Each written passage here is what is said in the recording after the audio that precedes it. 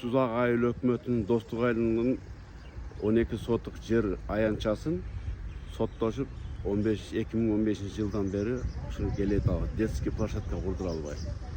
Ал жерди детский площадканы утуп алгандыгына байланыштуу айыл өкмөттүн балансына кайра каттап жерди өткүзүп, кайра ошону детский площадка жаш балдар ойночу аянтча курдурганга аракет кылып жүргөн убагыбыз. Айыл өкмөт Качан соттошуп, качан айыл өкмөттүн балансына өткөрдүңүз бул жерди? бул жерди сатылып кеткенден кийинки же болбосо ошондон берага чейинки 2 жыл соттошуп, Оштун Ош областтык сотунун чечими менен кайра айыл өкмөттүн балансына кайра жерди кайтарып алып койгон. Кайсыл жылы? 2015 жылы сентябрь айларында соттун чечими чыккан. Ош областтык соту, Меж райондук сотунан чечими келип, айыл өкмөттүн балансына коюлган жер.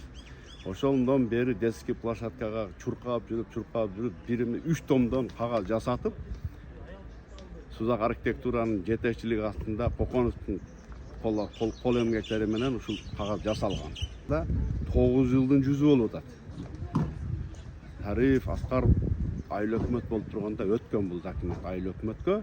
Андан кийин Дайырбек Меличтин колуна бул документ тапшырылган. Ошондон бери былк этпей турат.